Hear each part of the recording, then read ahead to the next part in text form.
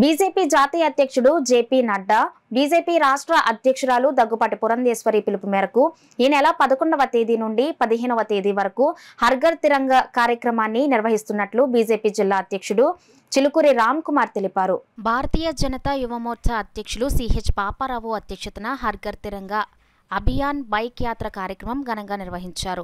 ఈ కార్యక్రమంలో BJP Yuva Morcha zonal incharge Anaparthi Venkatesh, BJP Yuva Morcha రాష్ట్ర కార్యవర్గ సభ్యులు దొడ్డి వీరేంద్ర, సలాది అనిల్ బైక్ యాత్రలో భాగంగా కార్యక్రమాన్ని జనసేకరణ చేసి విజయవంతం చేశారు.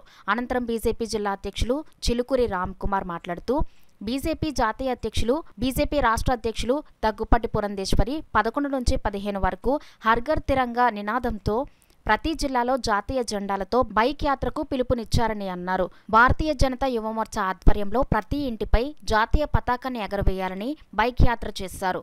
ఈ కార్యక్రమంలో బీజేపీ జిల్లా ప్రధాన కార్యదర్శి దాట్ల సూర్యనారాయణరాజు, బీవీకే రాజు, కొక్కిలిగడ్డ గంగరాజు, బీజేపీ రాష్ట్ర కార్యవర్గ సభ్యురాలు Thummala Padmaja, BJP Kakinada parliament convener Ramvala Venkateswarlu, BJP Kakinada rural convener Pithani Leela, BJP Kakinada city convener Gatti Satyanarayana, BJP Mahila Morcha రాష్ట్ర ప్రధాన కార్యదర్శి సాలగ్రామ లక్ష్మీ ప్రసన్న, బీజేపీ రాష్ట్ర మీడియా అధికార ప్రతినిధి పెద్దిరెడ్డి రవి కిరణ్, ఎనిమిరెడ్డి మాలకొండయ్య, రవికొండల భీమా, యువ మోర్చా నాయకులు దేవిక, కాదామూర్తి, శివ, సూర్య, చెక్క రమేష్, గాలిదేవర శేఖర్ తదితరులు పాల్గొన్నారు.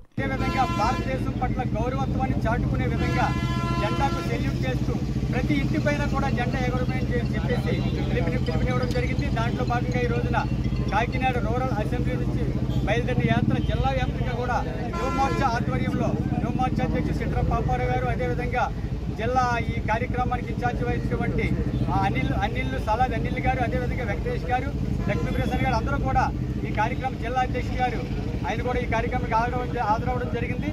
తప్పకుండా ఈ కార్యక్రమాన్ని జయప్రదం చేయడమే కాకుండా దీని ఆధారంగా ఆగస్టు 15 వరకు కూడా ప్రతి ఇంటిపై జెండా ఎగరవేయాలని చెప్పేసి ఈ సందర్భంగా తెలియజేసుకుంటూ ప్రతి ఒక్కరూ కూడా భారతీయతను చాటుకోవాలని ఈ ర్యాలీ 15 వరకు కూడా సాగుతుంది. అదేవిధంగా ఆగస్టు 14న ఏదైతే దేశ విభజన మనకి దుర్దమైన రోజు, ఎందుకంటే దేశ విభజన జరిగింది, అది కూడా ప్రజలకు తెలియాలి కాబట్టి ఆగస్టు 14 కూడా దేశ విభజన సందర్భంగా మౌన ర్యాలీలు కూడా చేయడం జరుగుతుంది.